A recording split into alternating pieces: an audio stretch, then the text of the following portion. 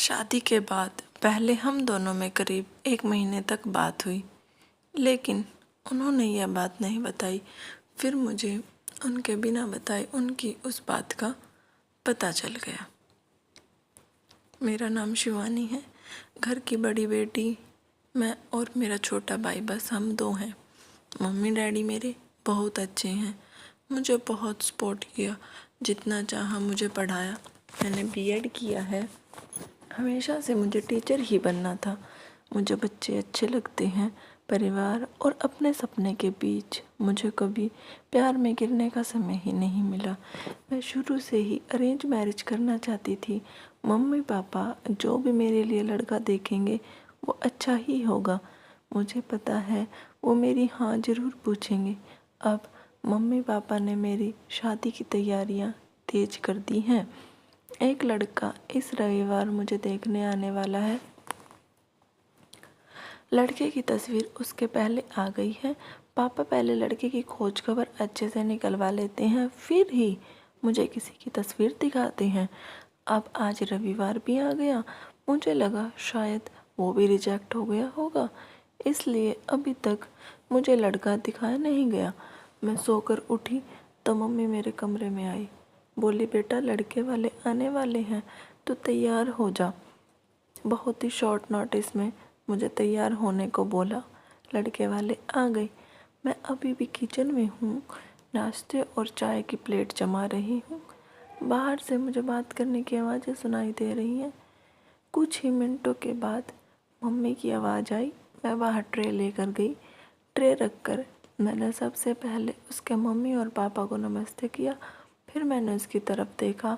सच बोलूँ तो लड़का बहुत ही स्मार्ट था। सिंपल शर्ट और जीन्स में आया था। चेहरे पर एक मासूमियत थी। मैंने तो मन में हाँ कर दी थी, पर मेरी हाँ से क्या होता है, उसे भी तो पसंद आना चाहिए। फिर घर वालों ने बोला कि बेटा अकेले में कुछ बात करनी हो तो कर लो। उसने मना किया, पर फिर भी घर वालों ने हमें अकेले कमरे में भेज दिया। वह चुप रहा। मुझे लगा मैं उसे पसंद नहीं हूँ, इसलिए बात नहीं कर रहा। फिर मैंने चुप्पी तोड़ दी। पूछा, आप क्या करते हैं? बोला, मेरा नाम तो आपको पता होगा। नहीं भी तो मैं बता देता हूँ, मेरा नाम मयूर है।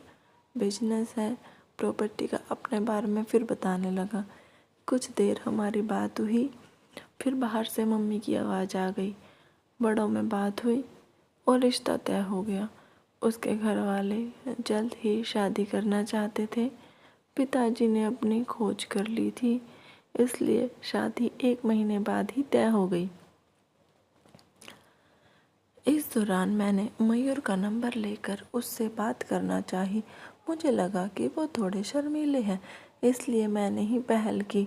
करीब 1 महीने हम में बहुत बात हुई और प्यार वाली फीलिंग क्या होती है यह मुझे पता चल गया। फिर हमारी शादी का दिन आ गया और मैं अंदर ही अंदर बहुत खुश थी। मम्मी पापा को छोड़ जाने का गम तो था, लेकिन मुझे लगा कि मुझे सही जीवन साथी मिल गया है। सुहाग रात आ गई। मैं थोड़ी घबराई हुई बैठी थी। बेड पर वो आए और मेरी तरफ देखा। मैंने भी हल्की सी स्माइल पास की। मयूर ने कुर्ता पहन रखा था। वो थोड़े घबराए लग रहे थे। मुझे लगा जैसे मैं नर्वस हूँ, शायद वो भी इसी तरह होंगे।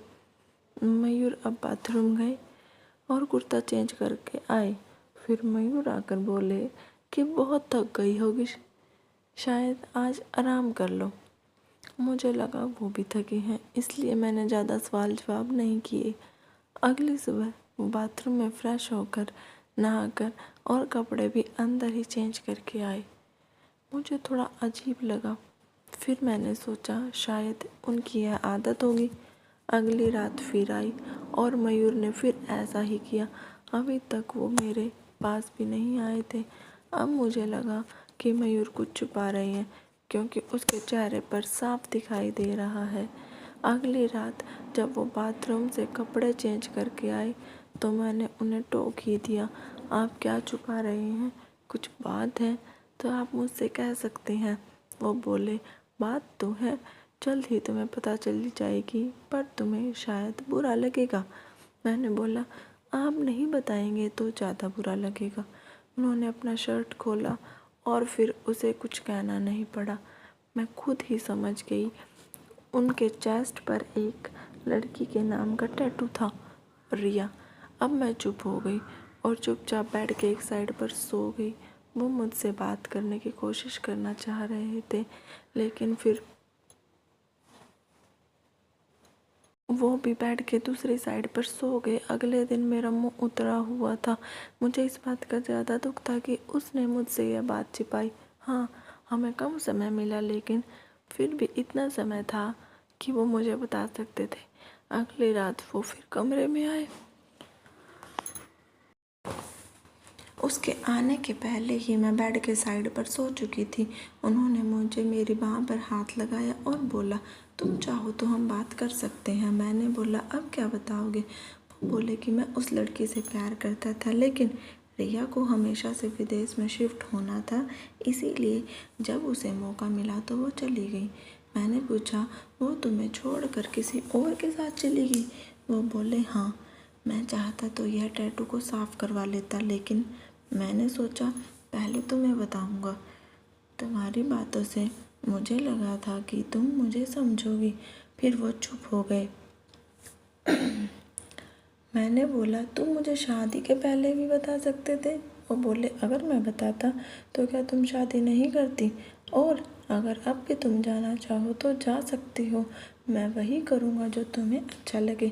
उस रात मेरा गुस्सा पता नहीं कहाँ चला गया, लेकिन थोड़ा डर भी था। कहीं फिर से झूठ तो नहीं बोल रही। मासूम शक्ल बनाकर मैंने कुछ जवाब नहीं दिया। लगभग 3 महीने तक हमारी बात नहीं हुई। मैं भी अपने पापा की तरह उनकी परीक्षा ले रही थी। फिर एक रात मैंने उससे पूछा, उस लड़की से ज़्यादा प्यार करोगे मुझे? वो बोले, वो तो उसी रात हो गया था जब तुमने सच सुनने के बाद मुझे माफ़ कर दिया था। मैंने बोला, मैंने कब बोला कि मैंने माफ़ कर दिया? वो बोले, तो अब बोल दो।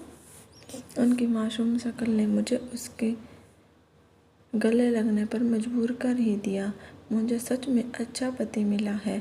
आखिर अच्छे लोगों के साथ अच्छा होता है, तभी इनको रिया नहीं मिली।